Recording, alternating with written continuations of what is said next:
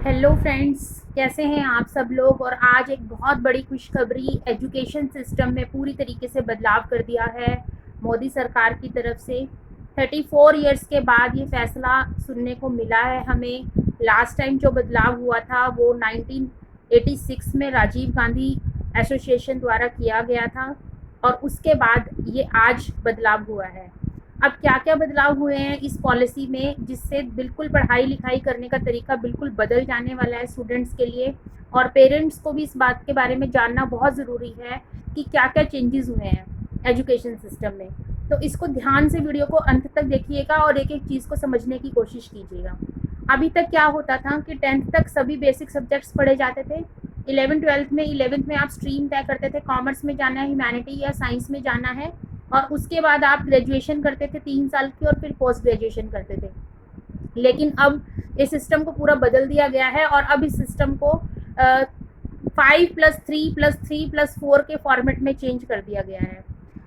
यानी कि 9th class से ही स्पेशलिटी आपको सब्जेक्ट्स पढ़ाए जाएंगे, आप अपनी मर्जी के सब्जेक्ट्स चुन पाएंगे। स्ट्रीम सिलेक्शन की सुविधा नहीं होगी इसके अंदर, लेकिन आप अपनी पसंद के सब्जेक्ट्स पढ़ पाएंगे। दूसरा, 4.34 जीडीपी का हिस्सा जो है एजुकेशन सिस्टम पे खर्च किया जाता था, लेकिन अब ये बढ़ा के 6% जीडीपी का हिस्सा 6% एजुकेशन सिस्टम पे खर्च किया जाएगा। क्योंकि बहुत सालों से इस बारे में बात हो रही थी कि रिफॉर्मेशन की ज़रूरत है, एजुकेशन सिस्टम को रिफॉर्म करने की बहुत ज़्यादा ज़रूरत है।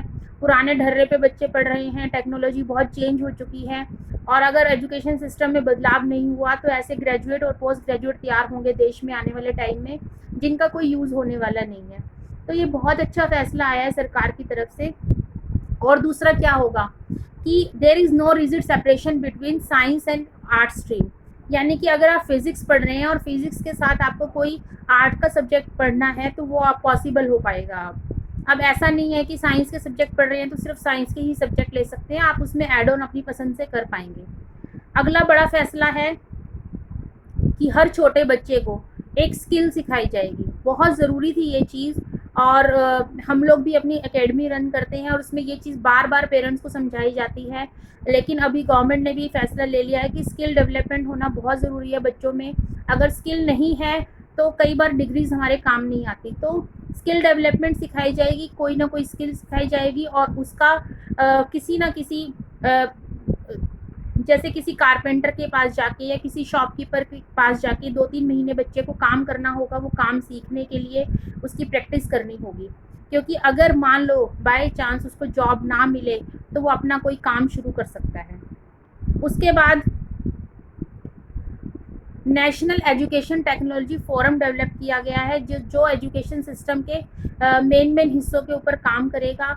और अब के बाद जो बच्चे डिग्री होल्डर बनेंगे और जो बच्चे एजुकेशन सिस्टम से जुड़ेंगे वो बिल्कुल ही नए सिरे से काम करेंगे। अब चीज़ें पूरी तरीके से बदल दी गई हैं। कॉमन एंट्रेंस एग्ज़ाम होगा सभी हायर एजुकेशन के लिए। हायर एजुकेशन कौन सी होती है? जो 12th के बाद होती है। कॉमन एंट्रेंस एग्ज़ाम होगा और वो बच्चा एग्ज़ाम क्लियर कर लेता है, फिर वो आगे अपनी पढ़ाई अपग्रेड कर सकता है। सबके लिए एक ही लेवल का पूरे इंडिया पे एजुकेशन सिस्टम सेम रहेगा। अब ऐसा नहीं होगा कि दिल्ली यूनिवर्सिटी की पढ़ाई कुछ स्पेशल है या केयू की स्पेशल नहीं है, किसी पर्टिकुलर यूनिवर्सिटी की स्पेशल है, किसी पर्टिकुलर यूनिवर्सिटी की स्पेशल नहीं है। पूरे इंडिया के अंदर एक जैसा एजुकेशन सिस्टम रहेगा। और एक बात इसमें ऐड ऑन की गई है कि फीस स्ट्रक्चर जो है वो एक उस पर कैप लगाई जाएगी। यानी कि अपनी मनमाने रेट जो है प्राइवेट इंस्टीट्यूशन नहीं ले पाएंगे कि किसी जगह पर बीटेक करने की फ़ीस जो है 50 लाख रुपए से ऊपर चली जाती है और कहीं कहीं 24 लाख है।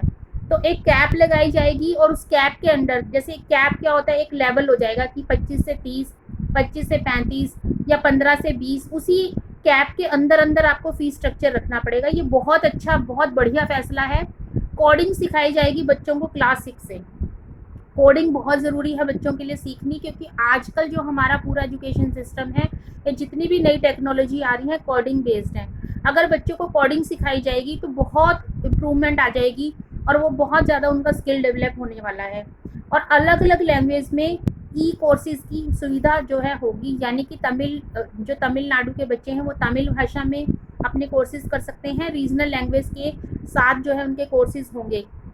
और जो है प्रोजेक्ट बेसिस लर्निंग होगी। प्रोजेक्ट बेसिस लर्निंग, खाली किताबी कीड़ा नहीं बनाया जाएगा बच्चों को, अब प्रोजेक्ट बेस्ड लर्निंग होगी। यानी कि अगर किसी चीज़ के बारे में बताया जा रहा है तो बच्चों को उस फील्ड पे ले जाया जाएगा और प्रैक्टिकल एक्सपीरियंस कराया जाएगा। ये बहुत बढ़िया फैसला है और 34 साल बाद ये फैसला आया है। बार बार इस फैसले को नीति आयोग ने बार बार प्रस्ताव रखा कि ये फैसला ज़रूरी है इंडिया के अंदर ये फैसले को लेना, पर ये बार बार जो है बात दब जाती थी फाइल्स में, बात मीटिंग्स में उठती थी और फाइल्स में दब जाती थी। लेकिन अब ये बहुत बड़ा फैसला जो है सरकार ने लिया है और इसमें MHRD renamed as educational ministry.